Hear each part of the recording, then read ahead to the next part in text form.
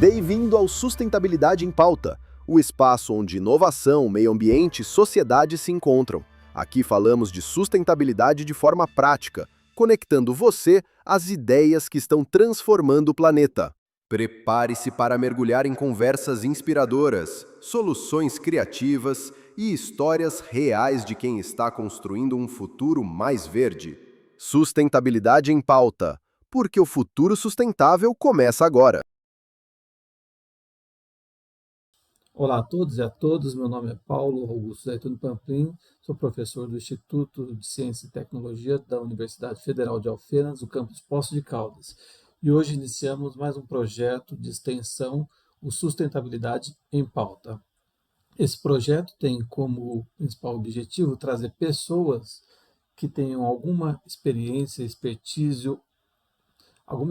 ou expertise sobre a questão da sustentabilidade, ESG, e outras questões relevantes ao meio ambiente. Além de mim, nesse projeto, nós temos o professor Leonardo Henrique Soares Damasceno, o qual também ele é coordenador do projeto junto comigo.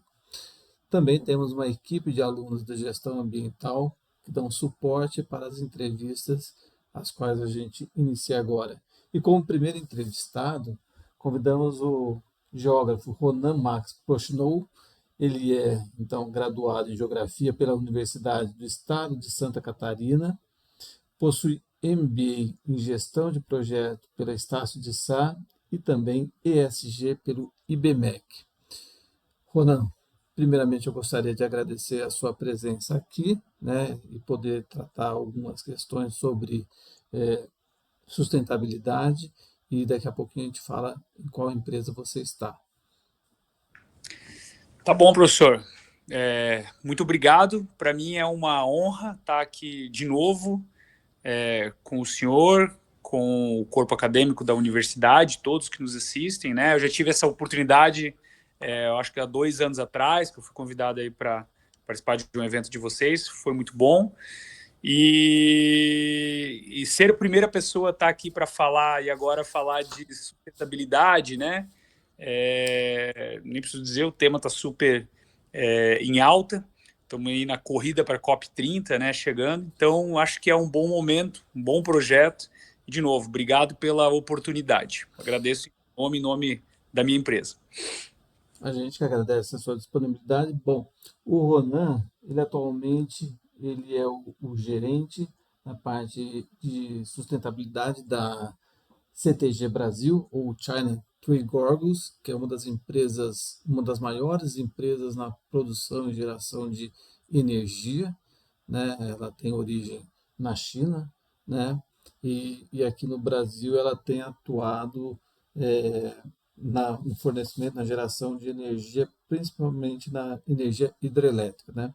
E é nesse sentido, então, que a gente começa a entrevista, né? Esse bate-papo, na verdade, como eu gosto de falar, a primeira questão que eu gostaria que a gente abordasse aqui é como, na sua formação na graduação, você chegou e trilhou esse caminho para a sustentabilidade, né? Esse foco na sustentabilidade. Olhando lá no seu currículo, a gente vê que desde a sua formação, né, desde o final da sua graduação, você vem trabalhando com a questão de sustentabilidade. Como foi isso para você? Sempre que me fazem essa pergunta, professor, eu tenho um grande problema, porque eu sou um ser humano altamente falante e eu vou longe nas histórias, então eu vou tentar ser bem resumido, assim. Mas considerando que a gente está conversando aqui muito com o corpo acadêmico, eu acho que é bem importante eu dar alguns detalhes, assim, né? A minha história começa, eu sou catarinense, e a minha história começa como um estudante em Santa Catarina, que começou sua jornada muito direcionado para as engenharias, sobretudo engenharia mecânica, pelo fato de ter empresa da família, um pouco na área e tal.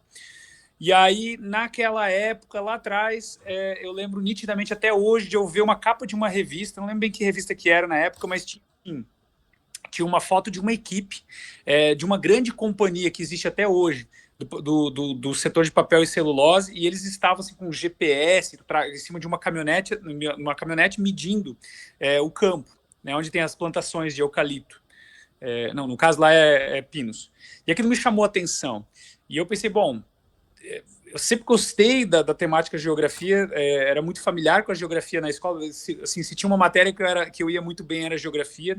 Conta a favor também a questão de eu fazer muitas viagens. Meu pai, ele era empresário, ele viajava muito, e em algumas situações ele gostava de... A gente tinha caminhões na empresa, ele gostava de dispensar lá um motorista, pegar o caminhão, ele ia para Bolé, e a gente viajava pelo sul do Brasil. E nas regiões onde a gente passava, meu pai ia fazendo, a gente sempre tinha um mapa dentro do caminhão, e ele ia perguntando, que região que a gente está, qual é a economia da região. Então me despertou muito isso para a geografia. E aí eu acabei formando em geografia, né? Fiz inclusive 2 faculdades de geografia, fiz a federal e a estadual de Santa Catarina, mas eu formei pela estadual, na Federal de Santa Catarina. Depois eu pedi transferência para outro curso. E aí eu comecei a minha jornada no setor de energia. Então eu posso me autoconsiderar um nativo, né, de energia. Então eu passei por algumas companhias antes de chegar aqui na CTG. Como o senhor explicou, a CTG é acrônimo, né, de China Three Gorges, que é a empresa que construiu a usina de Três Gargantas na China, que hoje é a maior usina do mundo. Eu passei por outras empresas, passei por uma outra multinacional francesa. Depois eu fui para uma multinacional brasileira, que é a Eletrobras, numa sucursal da Eletrobras, que é a Eletrosul. Fiquei alguns anos. E eu comecei a minha carreira muito com a geografia e com geoprocessamento. Tá? Eu estudei um tempo fora do Brasil pela universidade, justamente nas temáticas de geoprocessamento, inteligência geográfica. Então, isso foi minha entrada no setor, assim, né, de energia. Mas eu sempre fui uma pessoa extremamente curiosa e muito deslumbrada com a questão da energia. E o deslumbrado eu comento um pouco porque Santa Catarina tem algumas grandes hidrelétricas, e o meu falecido avô me levava, às vezes, e pegava lá o fusquinha dele, a gente ia passear no interior, na região lá de Santa Catarina, ele passava próximo de algumas grandes hidrelétricas. E eu olhava aquilo com admiração, assim, nossa, o tamanho, né, a hidrelétrica chama muita atenção. E lá, desde criança, eu pensava, um dia eu quero trabalhar numa hidrelétrica, assim, né? E aí, anos mais tarde, quando eu estava em Florianópolis estudando na UFSC, de novo, lá é a sede da Eletrosul, que fica no lado do campus da UFSC. Então, eu também passava na frente daquela empresa enorme, gigante, né? E pensava, essa empresa trabalha com hidrelétricas, também quero trabalhar numa empresa assim. Então, isso me levou muito para o setor. E aí eu, como um profissional de geografia, a gente brinca que na geografia, se tem uma coisa boa do profissional geógrafo, eu acho que é a facilidade que o profissional de geografia tem para atuar com temas multidisciplinares, né? E é um profissional que ele é bastante generalista, ele não é tão especialista, embora, né, que nem eu falei, eu acabei indo muito para geoprocessamento dentro da geografia, mas a gente tem um olhar muito generalista. Então isso me ajudou a passar e aí me transformando. E aí, professor, o que eu posso dizer é o seguinte, eu fui acompanhando as tendências que tinham no mercado nessa minha jornada. Então, quando eu comecei na indústria de energia, como geógrafo, eu estava com geoprocessamento, que era um tema quente ali há 10, 12 anos atrás. Não que hoje não seja, mas já não é mais o tema mais, vamos dizer assim, hypado do momento, né?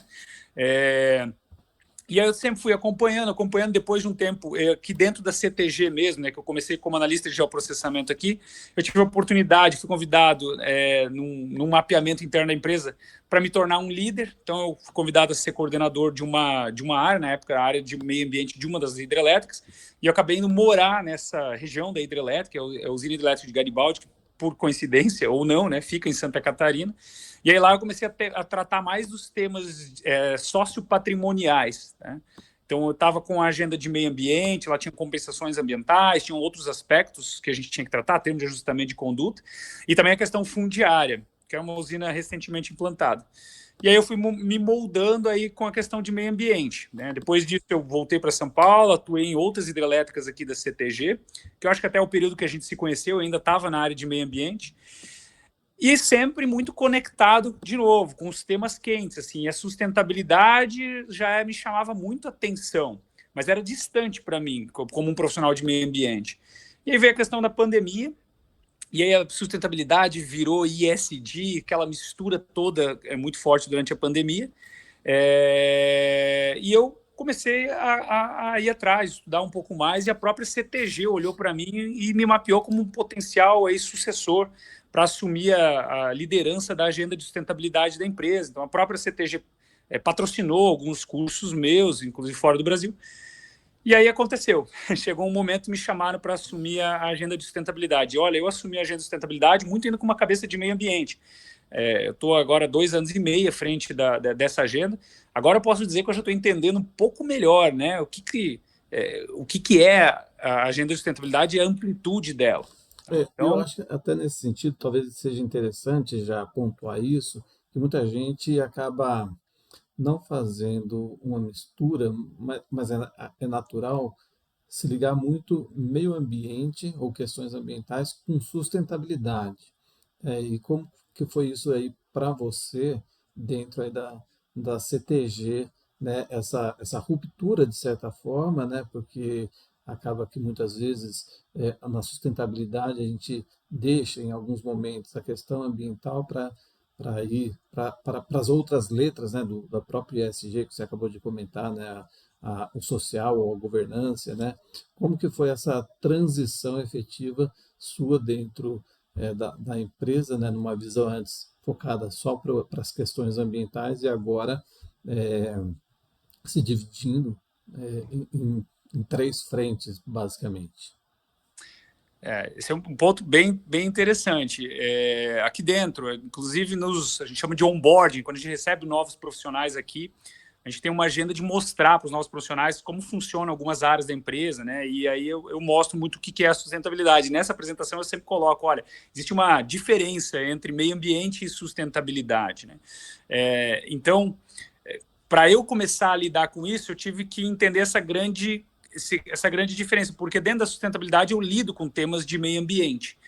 Mas aqui na CTG, a agenda de licenciamento ambiental, seja dos novos empreendimentos ou os empreendimentos operações, fica com a área de meio ambiente. Então, é a área de meio ambiente que vai olhar para os programas, para as condicionantes ambientais, né, os programas de licenciamento dos novos empreendimentos, ou os programas que já estão com as usinas nossas que estão em operação, seja usina hidrelétrica, ou seja usinas eólicas ou solares, né? A CTG tem um portfólio muito grande aí de empreendimentos que depois eu posso explicar um pouco melhor.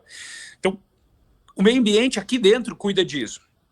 E a gente tem muito essa tendência a confundir, como o senhor falou mesmo, sustentabilidade com o meio ambiente, como se uma coisa fosse parecida com a outra, tratasse das mesmas coisas. Mas hoje a minha compreensão é muito diferente, né? Como eu falei, aqui dentro a gente tem essa diferenciação bem clara, né? O que cada um cuida, a sustentabilidade aqui não vai cuidar de licenciamento. Aqui a gente está cuidando de outros aspectos. Então, dentro da sustentabilidade, aqui eu posso dizer assim, que a gente tem 2 polos muito grandes, né? Então, eu vou até mostrar aqui. A gente tem numa mão a parte da responsabilidade social corporativa, e aí só faço um recorte, né? A gente, antes de falar tanto do termo ISD, falava-se mais de sustentabilidade, e antes de falar de sustentabilidade, falava muito de responsabilidade social, né, professor? Não sei se o senhor lembra disso, né? Até o próprio termo sustentabilidade já é mais recente. Então, assim, a gente tem a responsabilidade social corporativa, ou seja, a gente vai olhar a parte dos investimentos sociais da companhia, que a gente executa, e como a gente tem engajamento e interação com as comunidades que são diretamente ou indiretamente impactadas pelos nossos empreendimentos. Tá? Mas a gente está falando aqui de quê? De ações que elas não são obrigatórias, né? Elas não são compulsórias. São ações que a CTG faz de uma maneira voluntária, logicamente voluntária, não filantrópica, né? Logicamente com a intenção de criar engajamento, de causar impacto positivo nas regiões e de criar também uma reputação positiva para a companhia. Então, isso está numa das vertentes da sustentabilidade aqui dentro. E aí depois eu posso explicar um pouco melhor como a gente faz isso. Na outra vertente, a gente está olhando aqui muito mais para uma pauta que eu diria não deixa de ser sustentabilidade, mas ela está mais conectada ao ISD, que é a pauta de reportar, né? Que quando a gente fala no ISD, ele também tem uma diferença para a sustentabilidade, porque a sustentabilidade são as ações concretas que a gente faz pensando em futuro, em perenidade do negócio, perenidade de tudo. Quando a gente fala do ISD, está muito mais conectado a comunicar-se com os investidores, com o mercado e trazer transparência, né, para os investidores. Transparência sobre aspectos que envolvem tanto o meio ambiente, que é o E, tanto aspectos sociais, né, que é o S, assim como os aspectos que estão dentro do G, que nada mais é que a governança da empresa. Então aqui a gente divide, eu tenho numa mão a responsabilidade social corporativa, os projetos sociais, e eu vou ter numa outra mão aqui a parte de transparência e estratégia. Quando eu falo de transparência, é relatório, construção do relatório de sustentabilidade, construção, por exemplo, do nosso inventário de gases de efeito estufa, tá? Tudo isso está aqui dentro da parte de transparência. E a parte de estratégia é como que eu vou pegar essas ações que eu tenho aqui na companhia, seja elas em qualquer um dos eixos, né, tanto no E, no S ou no G, e eu vou, de alguma certa maneira, criar metas e objetivos para essas ações e medi-las. Então, eu vou descobrir aonde eu estou, aonde eu preciso chegar, o que é importante para a minha empresa, porque isso não é a mesma coisa para todas as empresas, né? Tem coisa que é muito importante, mesmo dentro do mesmo setor de energia, tem coisas que são importantes para a CTG Brasil, que fazem sentido para a CTG Brasil, mas não necessariamente faz sentido para uma concorrente da CTG Brasil. Agora, tem outras coisas que são, a gente pode dizer, tem sinergia, é importante para todas as empresas. Então, eu preciso entender aonde eu estou, o que é importante para mim, aonde eu tenho que chegar. E aí a gente traça aqui metas e desafios, né? Que são aí as estratégias de sustentabilidade da empresa. Isso também está dentro dessa mão aqui da estratégia e transparência. Então, quando eu estou falando aqui de estratégia e transparência, eu vou tratar de temas de biodiversidade, conservação da biodiversidade, da nossa estratégia de gestão de carbono, a gente chama assim, né, ou de mudanças climáticas. Então, como a gente está medindo a nossa emissão de gases de efeito estufa, como a gente está compensando a nossa emissão, se a gente tem, né, projetos aí para geração de créditos de carbono, enfim, tudo isso funciona aqui nesse braço aqui mais da estratégia. E essa é a grande diferença lá da questão do meio ambiente, porque no final eu falei aqui que eu cuido do quê? Da estratégia. Mas quem executa as ações do dia a dia, quem faz as medições, quem cuida dos programas, é a área de meio ambiente. Sendo prático, professor, quem vai lá e vai reproduzir espécies de peixes ameaçados em extinção e vai fazer a soltura no nosso reservatório e vai medir isso? É a área de meio ambiente. Eu vou receber esses dados e vou ajudar a criar a estratégia de como a CTG vai se posicionar e para onde a gente tem que ir, né? Então, esse é um exemplo prático. Mas eu aplico isso para reflorestamentos, né? Recomposição florestal nas margens de reservatório, por exemplo, e outras medidas por aí afora. Legal. Voltando então um pouco aqui para a questão da empresa CTG, eu queria que você situasse, né, o nosso público o que é de fato a CTG, né, uma das maiores empresas mundiais, né, na geração de energia elétrica. Então, faz para a gente um check-up, né, de como que a empresa é, né, e como que ela está no Brasil. Isso é importante, né? Porque quando a gente fala CTG, principalmente no sul do Brasil, as pessoas já pensam, CTG é centro de tradições gaúchas. Então, eu adorei que o professor já falou, olha, é a China Tree Gourds, né? Bom, a CTG ela é uma grande geradora de energia, né? E ela está localizada não só no Brasil, mas a nossa sede é na China. Então, nós somos uma empresa de capital chinês. No entanto, fora da China, a CTG é uma empresa privada. Então, ela pertence a um grupo estatal na China, que foi esse grupo que construiu a usina de Três Gargantas lá no início. É importante dizer que este grupo estatal chinês, quando foi construir a usina de Três Gargantas, e esse é um dado bem interessante, aonde que eles foram buscar referência? Naquela que era, na época, a maior usina hidrelétrica do mundo, no caso, a usina hidrelétrica de Itaipu. Então, eles tiveram uma cooperação desde o início muito forte com a usina hidrelétrica de Itaipu. Os engenheiros chineses vinham para cá, alguns engenheiros de Itaipu iam lá para a China. Enfim, montaram o projeto da usina de Três Gargantas muito parecido com o projeto de Itaipu, só que lógico, né? A usina de Itaipu é uma usina com 14 megawatts de potência instalada, a usina de Três Gargantas são 22 megawatts de potência instalada. Ela é maior, né? Mas o projeto é muito semelhante, o desenho das máquinas, né, das turbinas, né, é tudo muito semelhante. Então, a CTG começou disso. E aí chegou um momento que a CTG olhou, né, ela tinha os investimentos na China de geração hidrelétrica, ela começou a olhar para fora das fronteiras da China, num pensamento de expansão. Então, ela criou uma outra empresa, que é a CTG International, e essa empresa, CTG International, ela tem várias subsidiárias ou várias empresas filhas, vamos dizer, ao redor do mundo. A CTG Brasil é o principal investimento da CTG International fora da China, tá? Mas o principal investimento porque é o maior investimento, né? Nós somos formados atualmente por 14 grandes hidrelétricas que a gente opera aqui dentro do Brasil. Mais 3 hidrelétricas nós não operamos, mas nós somos sócios, que ficam na região da Bacia Amazônica. A gente tem ainda um grande complexo eólico, que chama-se Complexo Eólico Serra da Palmeira, que nós estamos implantando, terminando, na verdade, a implantação lá na Serra lá na região do Curimataú, que é no interior, no semiárido paraibano. A gente tem um complexo solar localizado em Minas Gerais, no noroeste de Minas Gerais, chama-se Complexo Arinos, no município de mesmo nome. E além disso, a gente tem mais 11 eólicas, que a gente também é sócio, a gente não opera, mas a gente é sócio com uma outra grande empresa aqui do Brasil. Então, vejo que a dimensão da CTG é enorme, né?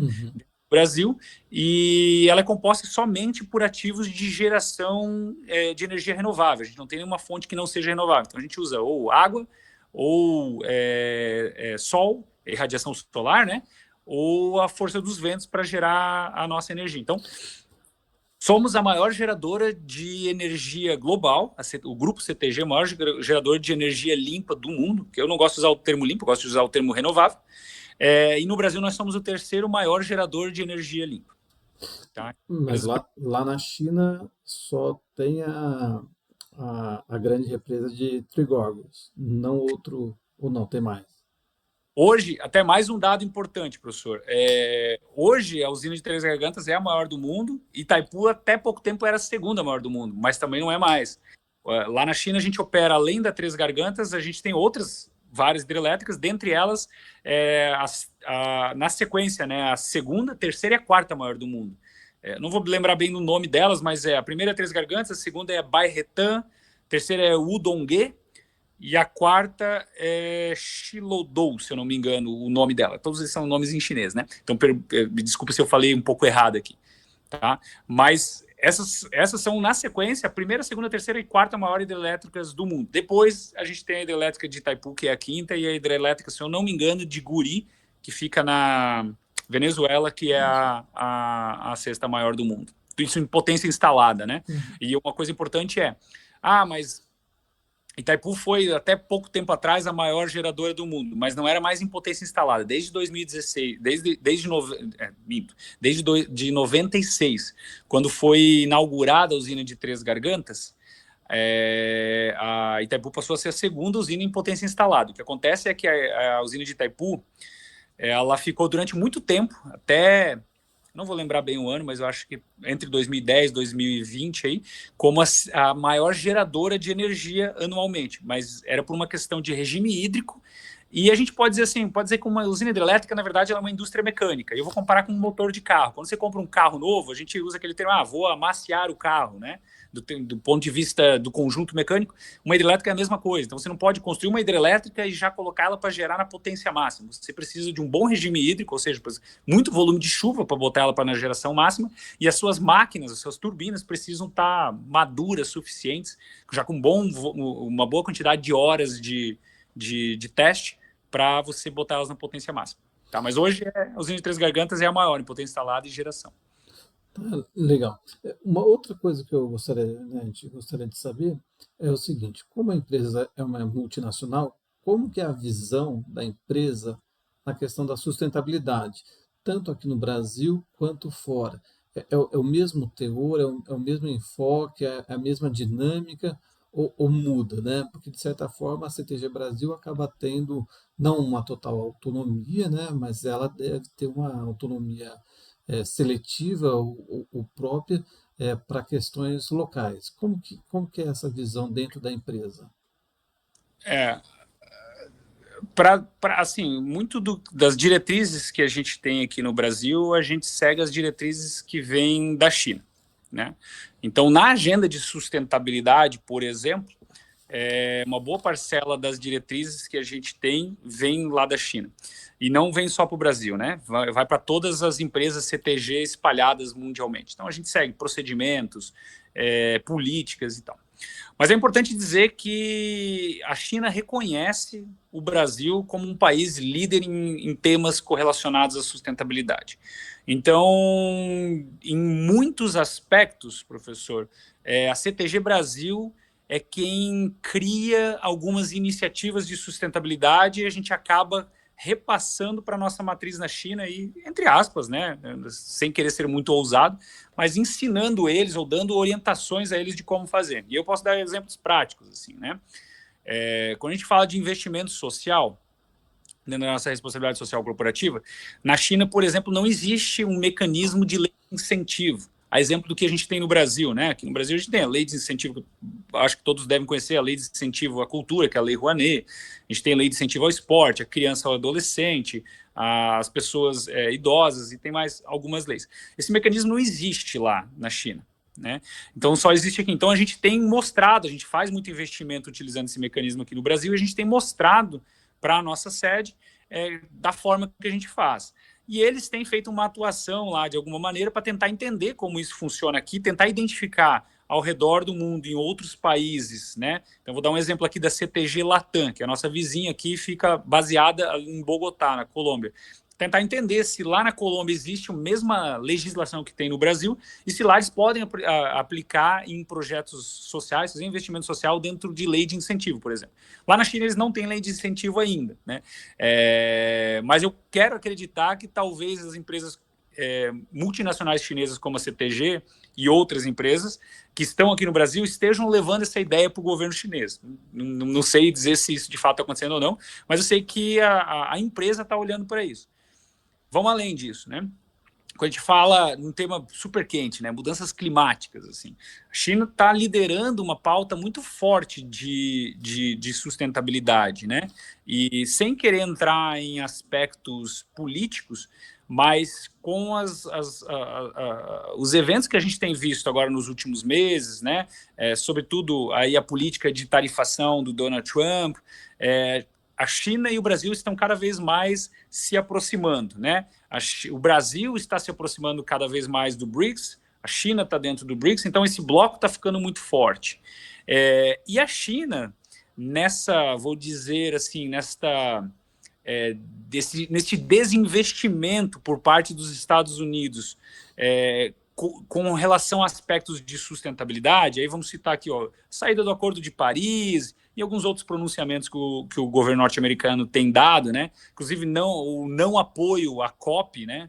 Aqui no Brasil, e até meio que uma... Eu realmente não sei se isso está acontecendo de fato, tá, professor? Mas eu tenho ouvido muito falar de até restrição a funcionários de empresas norte-americanas a participarem da COP. Não tenho certeza e nem estou convicto disso, porque eu acredito que cada empresa tem a sua estratégia, independentemente de nacionalidade. Mas a gente tem ouvido isso. O que eu quero dizer é o seguinte, isso tem aberto uma oportunidade muito grande para a China.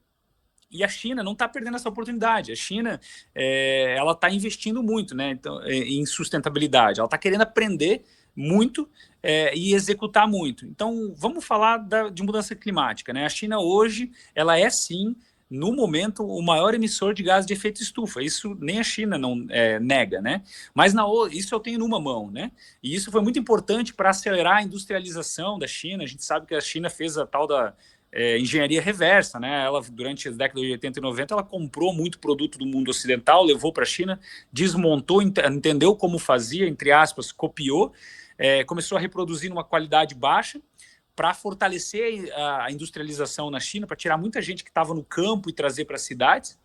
Mas hoje, ela não parou naquela qualidade daquele produto, ela evoluiu, né? Então, você fala hoje na liderança na produção de painéis solares, mundialmente falando, é a China. Caminhando fortemente para a liderança na construção de aerogeradores, né?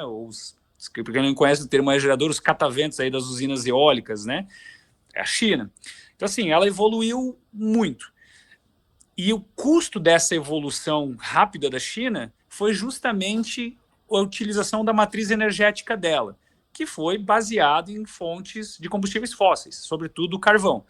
Então, quando a gente diz que a China é a maior emissora de gases de efeito estufa, é isso aí mesmo, ela ainda é. Mas, na outra mão, o maior investimento global em transição energética também está sendo desenvolvido pela China no próprio território chinês. Então, quando a gente vê os números e o crescimento, né, da matriz energética chinesa e o avanço com energias renováveis, é um número surpreendente, assim.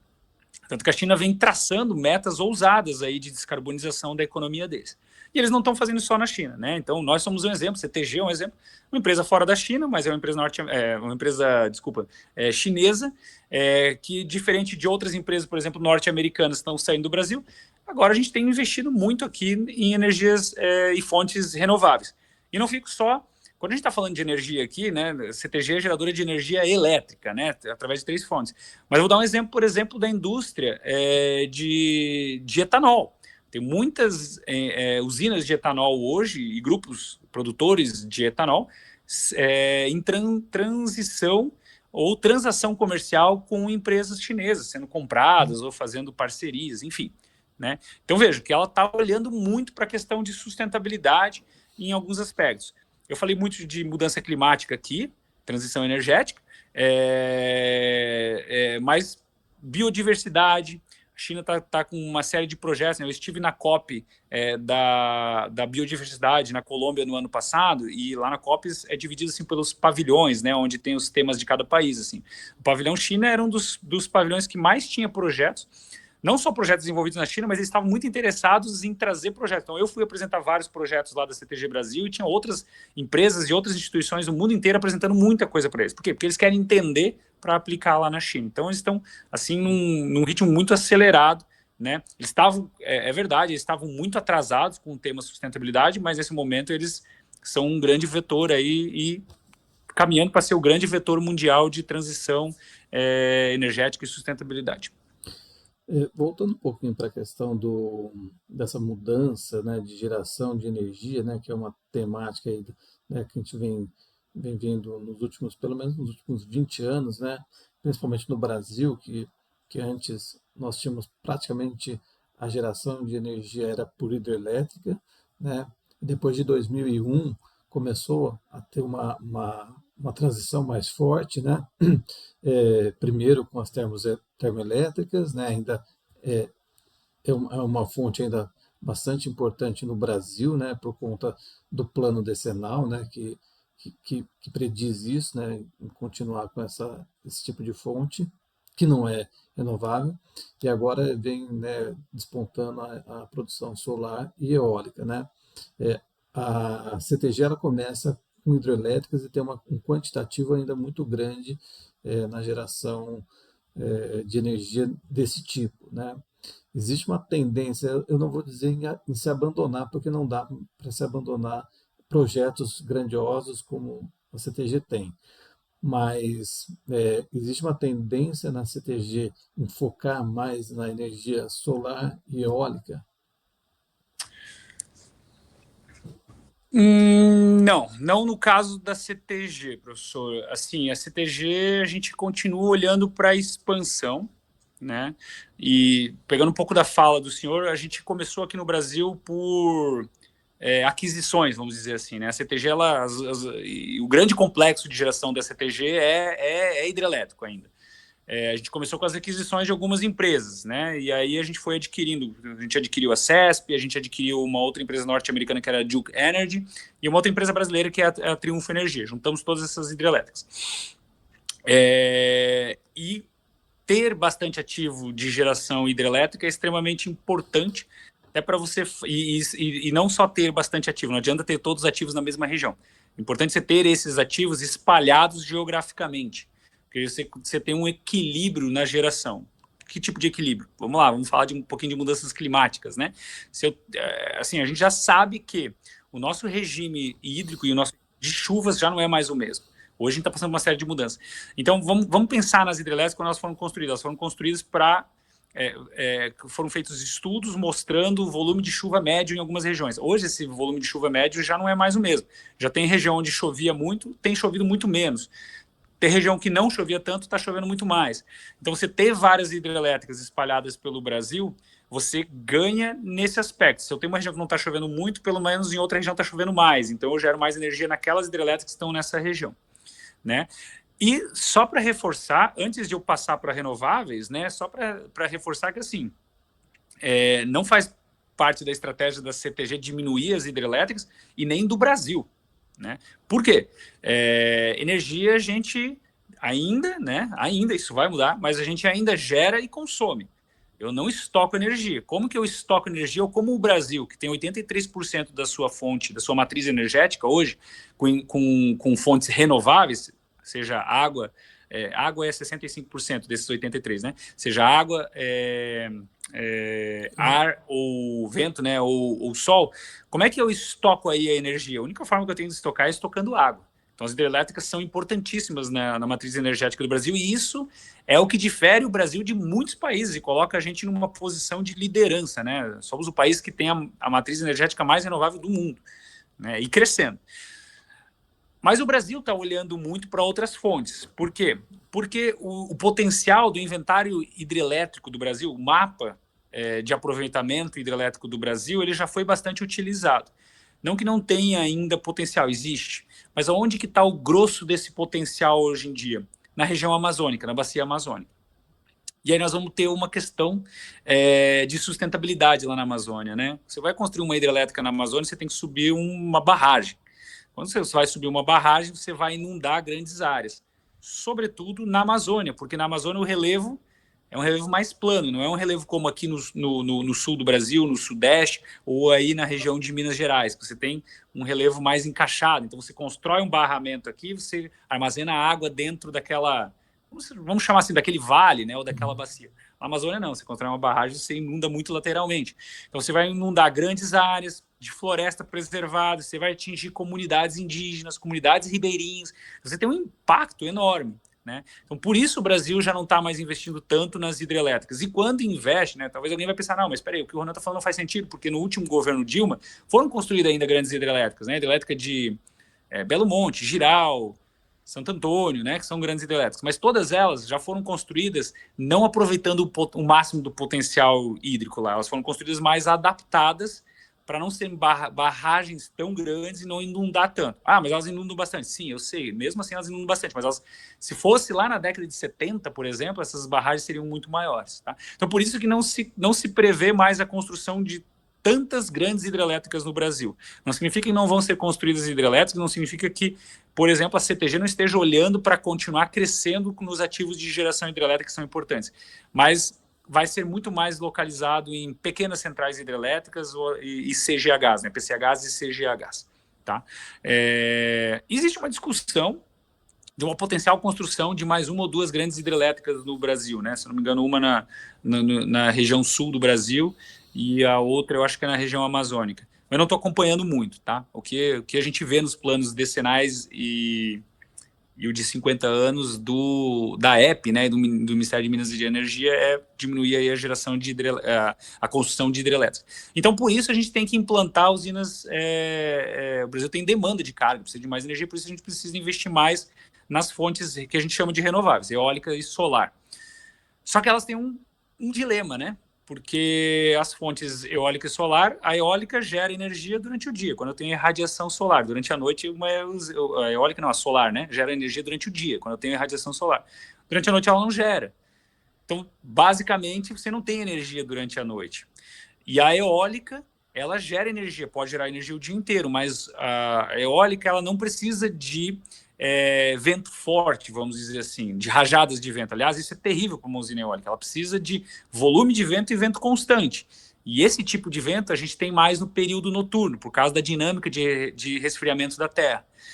Então, eu estou falando que na solar eu tenho energia durante o dia, a eólica eu tenho mais energia durante a noite, mas elas não estão gerando ao mesmo tempo. A gente chama isso de intermitência. Diferente de uma hidrelétrica, que eu tenho água armazenada, eu boto ela para gerar 24 horas sem intermitência, nas renováveis eu tenho intermitência. Então, o Brasil está olhando muito para as renováveis, porque o nosso potencial, né, de implantação de renováveis é tremendamente grande, tanto na plataforma continental quanto no leito oceânico, né, que está se falando muito da tal das eólicas offshore. As empresas estão olhando muito e o governo tem feito muito mais leilões desse tipo de energia para continuar crescendo a nossa matriz energética. Tá? E aí a CTG está olhando para isso, logicamente, né? Os investimentos estão indo para esse caminho das renováveis.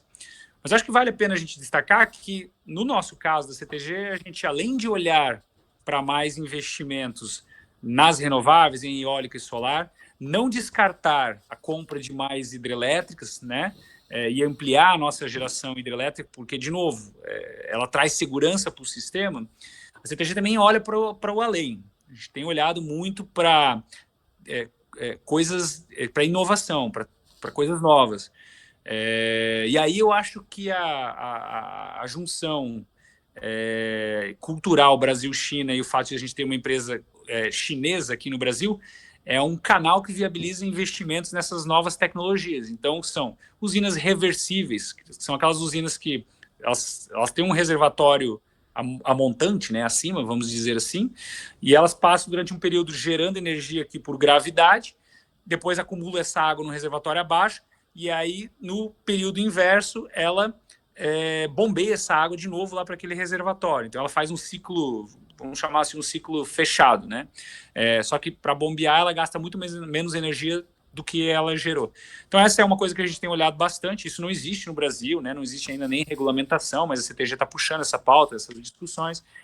A gente tem olhado muito para outras fontes de energia, como hidrogênio verde, que nada mais é que a produção do hidrogênio, que não é nada novo, né? Uhum. Mas a produção do hidrogênio a partir de uma fonte renovável. E aí isso vai começar a fazer muito sentido aqui no Brasil, falando em transição energética, né? Vai começar a fazer muito sentido você botar essas plantas de geração de hidrogênio verde próximo das zonas portuárias, para a gente poder exportar para outros países, e também utilizar no mercado nacional e conectar essas plantas de hidrogênio verde para receber energia gerada pelas usinas eólicas e solares, sobretudo lá no Nordeste. Então, eu vou gerar o hidrogênio a partir de uma energia renovável. Ele é hidrogênio verde, ele não é o hidrogênio marrom, o hidrogênio... tem uma série de classificações do hidrogênio, dependendo das fontes de energia que eles utilizam, né? E uma outra tendência muito forte, essa não é só a CTG que está olhando, talvez você já tenha ouvido falar, mas são os bancos de bateria, bancos estacionários, né, de baterias, que nada mais é que construir grandes, vou usar o termo aqui, pilhas, né, grandes baterias, que vão ficar ao lado das usinas intermitentes, ou seja, das eólicas e das solares, toda a energia que é gerada e não está sendo demandada pelo sistema. Então, por exemplo, assim, durante a noite eu não tenho tanta necessidade de geração de energia, mas a minha eólica tem o melhor vento à noite. Então, significa, se o Brasil não está demandando energia, eu tenho a eólica com melhor vento à noite, mas não posso gerar energia porque o Brasil não precisa. Não, eu vou gerar energia, mas eu vou armazenar essa energia numa bateria. E aí, no dia seguinte, no horário de pico do Brasil, então logo no início da manhã, ou no horário de pico no final da tarde, quando o brasileiro acorda de manhã para ir para o trabalho, quando o brasileiro volta do trabalho, se a gente olha lá a tal da curva Pato, que a gente chama, né, é os momentos que o Brasil mais consome energia, essa energia pode ser despachada dessas fontes aí, porque ela estava armazenada e pode ser utilizada. Então, aí eu não vou mais ter aquela dependência tão grande da energia hidrelétrica, né? Mas vejam o que eu estou falando, não é tão grande. Eu nunca vou ter bancos de bateria suficiente para armazenar toda a energia necessária no país, né? E só lembrando que o Brasil continua demandando mais energia, né? Por isso a gente tem aí uma série de construção de empreendimentos. Voltando um pouco para a questão de sustentabilidade, e você como o responsável pela CTG nessa pauta, fala um pouquinho para a gente aí dos principais projetos, né, que você tem conduzido nesses anos aí que você está à frente aí da sustentabilidade na CTG. Então, professor, são muitos projetos, né? Imagino que sim. Grandes eixos, assim, mas eu gostaria muito de falar, e eu vou tentar ser uma fala mais rápida nesse aspecto. O Brasil está mudando muito a regulamentação para os relatórios de sustentabilidade. Esse é um ponto bem importante. Todas as empresas listadas na Bolsa de Valores do Brasil, né, as grandes SAs, elas, a partir de 2027, elas serão obrigadas a produzir os relatórios de sustentabilidade. Isso é importante dizer. Hoje não existe uma obrigação, as empresas não são obrigadas a ter relatórios de sustentabilidade. Mas por que as grandes empresas fazem? Porque é considerado uma boa prática de mercado. Empresas que têm muitos investidores, para passar as informações para os investidores e para que o mercado possa comparar, possa pegar a empresa X com a empresa Y através do seu relatório de sustentabilidade e observar, né, qual o progresso, né, dessas empresas, para onde essas empresas estão indo, o que elas estão fazendo em termos de sustentabilidade. Então, assim, para efeito comparativo, Isso era feito até hoje, mas, de novo, não era uma obrigação. A partir do 27, existe uma nova regulamentação aí já aprovada, é uma resolução da CVM, da Comissão de Valores Monetários do Brasil, que regula as empresas SA, onde ela exige um novo padrão, adequação a um novo padrão global, e o Brasil foi o primeiro país a aceitar esse padrão global de relato de sustentabilidade, que ele é correlacionado com a parte financeira, tá? A parte de contabilidade. Então, o que acontece hoje? Hoje as empresas emitem aí, geralmente, entre maio e junho, um relatório de sustentabilidade e, antes disso, ali por março, elas emitem as suas demonstrações financeiras, que o mercado fica todo aguardando as demonstrações financeiras, né, do último ciclo, do último exercício fiscal, do último ano, no caso, para ver se as empresas estão bem, para ver se a empresa está bem ou mal das pernas, né? Só que hoje a empresa mostra informações financeiras num relatório e informações de sustentabilidade no outro. O que vai acontecer a partir de 2027? Isso aqui vai ter que ser apresentado de maneira integrada, tá? O nome dessa nova norma chama-se IFRS, e aí ela tem 2 cadernos, que a gente chama de caderno S1, que vai mostrar as informações financeiras, com as informações de sustentabilidade, e o caderno S2, que já é um caderno que vai correlacionar essas informações às mudanças climáticas, tá? Então, isso passa a ser obrigatório. E essa instituição, o IFRS, estão trabalhando em mais cadernos. Então, a gente deve ter o caderno 3, que potencialmente vai versar sobre preservação da biodiversidade, talvez um caderno 4, que vai falar, creio eu, né? Mas isso é muito um chute meu, sobre diversidade e inclusão, enfim, novos cadernos vão ser criados e as empresas vão ter a responsabilidade, né? Vão ser obrigadas a reportar nesse caminho, dessa forma. Então, a gente está se preparando muito para isso, porque isso exige uma série de mudanças aqui dentro da empresa, principalmente para mim, como área de sustentabilidade, porque eu não faço o relatório financeiro, eu faço o relatório de sustentabilidade, mas para montar um relatório de sustentabilidade, eu preciso coletar muita informação, aquilo que eu falei antes, né? A área de sustentabilidade, ela não executa os projetos, são as demais áreas da empresa que executam os projetos. Mas, vamos pegar um exemplo. Tem as áreas lá operacionais e a área de meio ambiente, cuido das emissões de gases de efeito estufa, cuido das emissões de efluente da empresa, vão cuidar da gestão de resíduo, e tudo isso gera indicadores. Esses indicadores, a gente recebe esses indicadores através de uma plataforma que a gente tem aqui, e a gente prepara, analisa eles e bota eles no relatório de sustentabilidade. Então, a gente está com um grande trabalho aí para se preparar, se adequar em tempo para cumprir com essa nova legislação. Esse é um grande eixo. Um outro grande eixo que a gente está desenvolvendo aqui, como uma empresa de geração de energia renovável e muito forte na transição energética, a gente entende que esse que é o papel da CTG, né, contribuir para a transição energética no Brasil, e também para uma economia de baixo carbono, né, a gente tem a nossa fórmula. A partir do momento que eu gero energia renovável e eu disponibilizo essa energia para o consumidor final, seja para a indústria, seja para uma distribuidora, seja para um cliente final, como vai acontecer no futuro, eu estou ajudando a descarbonizar a nossa economia, né? Quanto mais fontes renováveis tiver, melhor. Então, a gente está olhando também bastante aí para essas questões conectadas às emissões de gases de efeito estufa. Então, a gente deve, no futuro, lançar uma meta que a gente não tem ainda de redução das nossas emissões, apesar de nossas emissões não serem muito altas, né, mas a gente, mesmo para gerar energia, a gente tem frota, a gente anda de avião, tem essas coisas, então a gente tem emissão de gases de efeito estufa, a gente deve reduzir essas emissões, não zerar, mas reduzir essas emissões, e a diferença do que a gente não consegue zerar, a gente compensa. A gente já faz isso hoje a gente já é selo ouro aí no Programa Brasileiro de Gases de Efeito Estufa, né, mas a gente quer reduzir. E para além de reduzir, a gente quer ofertar aí para o mercado e para as grandes empresas brasileiras, sobretudo as empresas de cimento, as metalúrgicas, siderúrgicas, empresas químicas, que emitem muitos gases de efeito estufa e vão ser obrigadas pelo mercado regulado brasileiro, que foi aprovado recentemente, né, num futuro não muito distante, a fazer as compensações aí das suas emissões. A gente quer ofertar créditos de carbono. E a gente consegue gerar esse crédito de carbono nas nossas usinas renováveis. Então, assim, a partir do momento que eu gero uma energia sem emitir muitos gases de efeito estufa, que é o caso da energia eólica ou da energia solar, eu posso também gerar créditos de carbono e comercializar esses créditos de carbono com aquelas empresas que emitem. Vamos pegar, por exemplo, uma grande transportadora, né, ou uma grande siderúrgica, emite muitos gases de efeito estufa para gerar o produto deles. Tá? Então, Ronan, nessa temática aí, interrompendo um pouco lá das emissões de gases de efeito estufa, quando você fala no reporte, né, do que a CTG emite de gases de efeito estufa, você fala da planta dela, né? Mas não entra nesse cenário o que, por exemplo, hidrelétricas acabam emitindo de gases de efeito estufa. Como é que está essa pauta dentro da empresa, né? Se existe uma previsão, porque passa a ser também um quantitativo de emissão relativamente considerável, né? É, e como que isso vai entrar ou vem entrando dentro do pensamento aí da CTG? Esse é um ponto importante.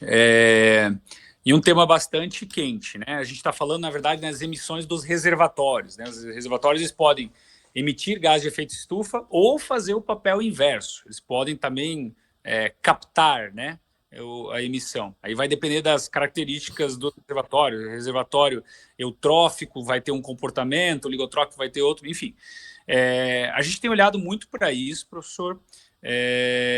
Nós, um tempo atrás, a gente estava tentando construir um grande projeto aí de emissões, porque a gente tem um dilema nesse aspecto, tá?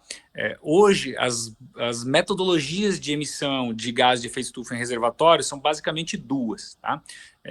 Uma que é desenvolvida pelo IPCC, a outra que é desenvolvida pela International Hydropower Association. Mas ambas foram desenvolvidas não em países tropicais, em países temperados. Então, quando você traz essa metodologia para um país tropical que nem o Brasil, a gente não tem uma precisão dessa emissão de gás de efeito estufa. Tá? Então, a gente precisa, entre aspas, tropicalizar e adequar as metodologias aqui para o Brasil. Então, a CTG está olhando muito para isso. A gente, nesse momento, está participando de uma... eu posso chamar de coalizão, que é um projeto piloto, capitaneado aí pela International Hydropower Association, junto com a Universidade de Quebec, que é considerada uma das referências em limnologia, né, Universidade de Quebec, para aplicar e tropicalizar essa metodologia aqui no Brasil. Então, nós somos a única empresa brasileira participando desse consórcio. Os únicos reservatórios de hidrelétrica brasileira, neste momento, participando desse consórcio aí, somos nós, é a CTG. E a gente colocou 2 reservatórios estratégicos para fazer teste. A gente botou um reservatório, que é o reservatório da usina hidrelétrica de Jupiá, que é um reservatório que tem uma enorme quantidade aí, de macrófitas aquáticas, de plantas aquáticas, né? E aí a literatura diz que reservatórios onde você tem muita vegetação, eles podem servir não como emissores, mas como captadores de gás de efeito estufa, né? E o outro reservatório que a gente está olhando é o reservatório da usina hidrelétrica de Chavantes, que fica no Rio Paranapanema, na divisa do estado de São Paulo com o estado do Paraná. Ali nós temos um reservatório que tem uma outra dinâmica, ele não tem essas plantas aquáticas, então a gente entende que esse é um reservatório que potencialmente emite muitos gases de efeito estufa.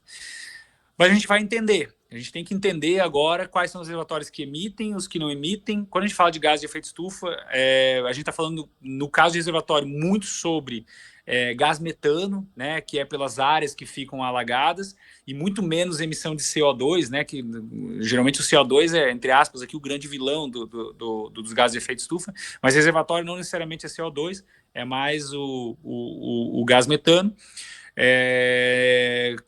Essa emissão de gases de efeito estufa, ela não ocorre só dentro do reservatório, muitas vezes ela ocorre também pelo turbinamento da água, pelo fato de você movimentar muita água, ela também libera gases de efeito estufa.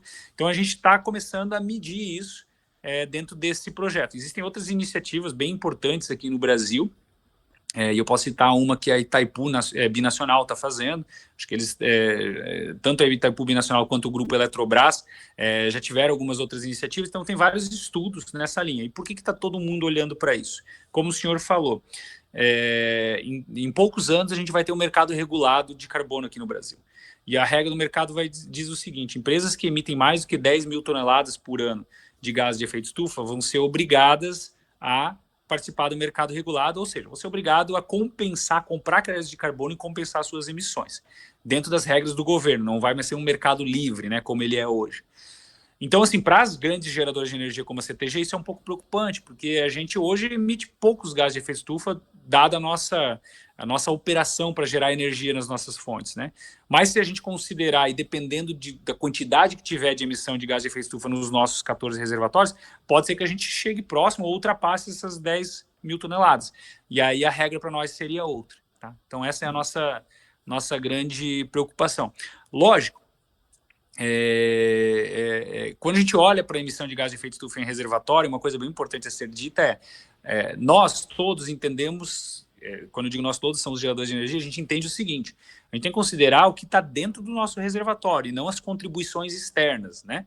E aí muitas vezes a gente tem esses tipos de problema também. O que seria uma contribuição externa? Eu tenho um determinado recurso hídrico, um determinado rio, e esse rio, ele ao longo do rio, então não na minha região, mas ao longo desse rio, ele tem muita emissão de efluentes, de uma forma irregular, vamos supor, tanto seja efluente industrial, seja efluente doméstico, esgoto, né? E aí tudo isso vai descer e vai parar lá na usina. E aí vai aumentar a emissão de gás de efeito estufa lá. A gente entende que isso não deve ser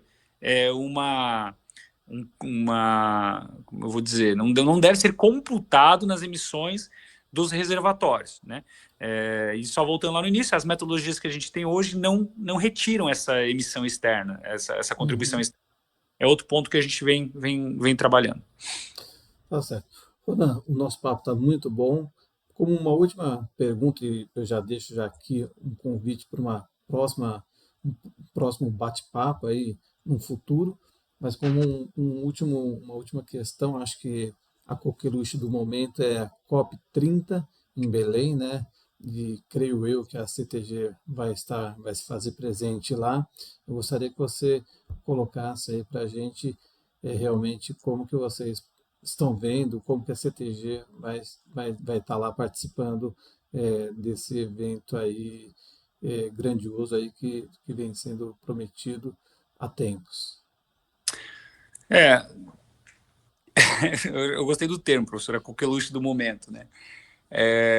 Me parece que tudo que a gente fala de COP hoje é meio que assim, desorganização, problema, onde vai se hospedar, como vai chegar lá. E de fato, essa questão existe, assim, mas, ao meu ver, a COP é uma grande oportunidade para o Brasil, né? E fazer ela na Amazônia, eu acho que o posicionamento do governo de manter ela na Amazônia, ele é estratégico, justamente para mostrar as dificuldades que a gente tem lá no meio de uma selva tropical, né?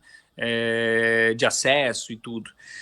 Então ela tem uma significância muito grande e a gente está falando de mudança climática e agora, né, uma COP onde também vai trazer o tema biodiversidade. Por mais que a gente tenha uma COP específica da biodiversidade, mas vai se falar muito de biodiversidade na COP 30. Então eu acho que ela vai ser marcante, tá, professor? Eu acho que sim, não nego, tem todos os problemas. Eu mesmo aí não tenho nem hospedagem ainda garantida, a gente ainda está trabalhando num plano para ir para a COP, né? Porque os chineses entendem que a gente tem que ir, e nós, como uma empresa de geração de energia, de transição energética, como eu falei, né? Nós precisamos estar lá, tem muitas coisas importantes que a gente precisa estar lá para participar das discussões, trazer o nosso ponto de vista, mas a gente ainda não tem nada certo por aqui. E a nossa expectativa é que ela seja um evento que, ao contrário ao que tudo indica, vá trazer uma grande contribuição aí, não para o Brasil, né, mas vai trazer uma grande contribuição no combate às mudanças climáticas, tá? A gente está se preparando, como eu falei, a gente está planejando, então a gente está vendo uma série de ações que a gente pode estar participando lá, seja participar em palestras, em seminários, né? Porque na COP também, né, professor, não acontece... A COP, ela é enorme, né? A gente está falando uma COP aí para... Estima-se, eu não vi tanta estimativa, mas eu vou usar a última que eu ouvi aqui, algo em torno de 30 mil pessoas. E a dinâmica das COPs é o seguinte: você tem lá a Zona Azul, que é onde ficam as partes, né, os negociadores de fato, e depois, fora dessa Zona Azul, você tem a tal da Zona Verde, que é uma zona, entre aspas, aberta, né, onde todo mundo pode ir. E em ambos os espaços, você não tem uma plenária, você tem uma série de salas de plenárias, de discussões e fóruns ao mesmo tempo. Então, ela é um evento super intenso, assim. As empresas vão, os governos vão, todo mundo vai para mostrar o que está fazendo, para dar a sua contribuição, né? E para entender também o que está acontecendo. Eu acho que essa COP, ela é a primeira COP após, eu acho que são 3 anos, né, de COPs que eram realizadas em países autocráticos, né, que foi o Azerbaijão, o Egito e Dubai, né, que foi a outra COP. Os Emirados Árabes Unidos, não, desculpa, não Dubai, os Emirados Árabes Unidos. Então eram COPs que não tiveram muita participação e muita manifestação social. A gente espera bastante manifestação social nessa COP, embora, de novo, né, para o povo poder chegar lá, precisa ter onde ficar. Isso a gente ainda é uma questão que o governo brasileiro está pacificando. Mas a gente espera muitas organizações da sociedade civil lá. E aí a CTG pretende levar uma pauta muito forte de justiça climática, né? E por que justiça climática? Porque, vamos lá, a gente entende o seguinte, a gente pode gerar a nossa energia aqui na CTG, e aí eu vou pegar mais exemplo dos complexos novos aí de energias renováveis, a gente pode ir lá e implantar o nosso complexo eólico, gerar energia, utilizar daquele recurso natural da região, sem olhar minimamente, eu vou usar o termo aqui, para quem está do outro lado da nossa cerca, né? As comunidades que estão lá, quem está do nosso lado. Mas a CTG não tem feito isso. A gente tem um investimento maciço, aí, um investimento social maciço, e focado muito nas fragilidades dos territórios que a gente está. Né? Então, por exemplo, na região aí do Complexo Eólico Serra da Palmeira, que fica no semiárido lá da Paraíba, isso foi uma realidade nova para mim, tá, professor? Eu, como uma pessoa do Sul, que vive entre o Sul e o Sudeste, eu nunca tinha vivenciado uma região onde você não tem água. De fato, você não tem água. Né? Se você ter uma água para tomar banho, essa água vem por um caminhão-pipa que pega de um reservatório, ou uma parcela da cidade é atendida por uma adutora que percorre lá, sei lá, mais de 100 quilômetros para aquela água chegar. Então, assim, é uma situação crítica. Então, a gente tem muito olhar para os nossos projetos sociais na região, olhando essas fragilidades. Então, a gente está com um projeto social lá para reutilização de água, que a gente chama de água cinza, né? Onde cada unidade familiar, cada família lá na sua residência, a gente instala uma espécie de caixa coletora de água, mas isso utilizando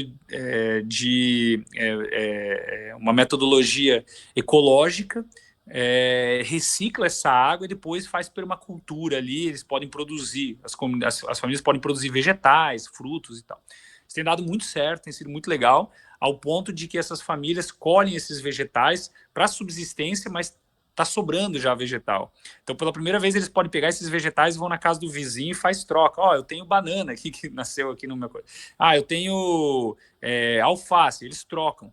E eles já chegaram a um nível passar das trocas. Eles estão levando esses produtos para as feirinhas municipais, para vender nas feirinhas municipais, hortaliça, fruta e tal.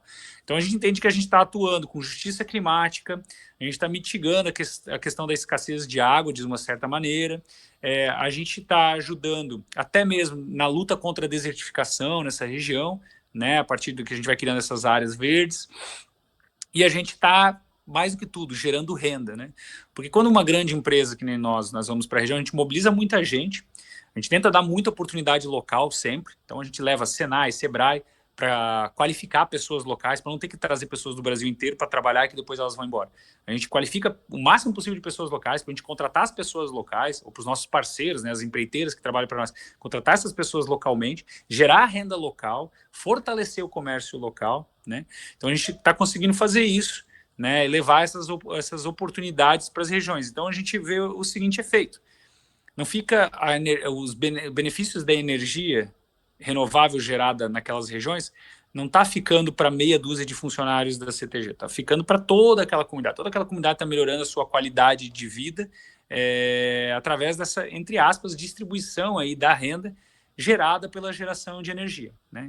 Então é isso que a gente quer levar para a COP. Assim como esses projetos que eu citei, a gente tem inúmeros projetos. A gente tem projeto, por exemplo, de produção. A gente tem investido muito na indústria lá da caprinocultura, que é um forte vetor econômico na região do semiárido, com novas técnicas, né, de manuseio da caprinocultura lá, para produção de leite e derivados do leite de cabra. Isso gera renda local também combate a desertificação.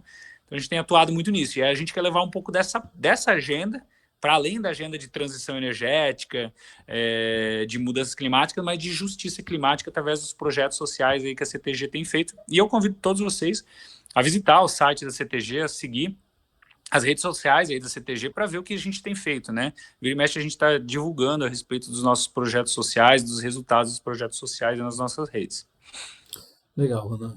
Muito obrigado mais uma vez aí pela disponibilidade de estar participando aí desse primeiro encontro aqui do Sustentabilidade em Pauta, né? E já fica mais uma vez o convite para um outro momento aí, a gente poder destrinchar um pouco mais do que a CTG tem feito aí para a sustentabilidade. Obrigado. Obrigado, professor. De novo, eu agradeço o convite, agradeço a confiança. Como eu falei lá no início, eu sou uma pessoa altamente faladeira, né? Mas obrigado pelo convite, estou à disposição para a gente continuar essa conversa. A gente tem bastante tema que a gente consegue tratar ainda sobre sustentabilidade e o que a CTG tem feito aí nessa temática nos últimos anos. Tá certo, então. Valeu, um abraço. Valeu, um abraço, até mais. Até, tchau.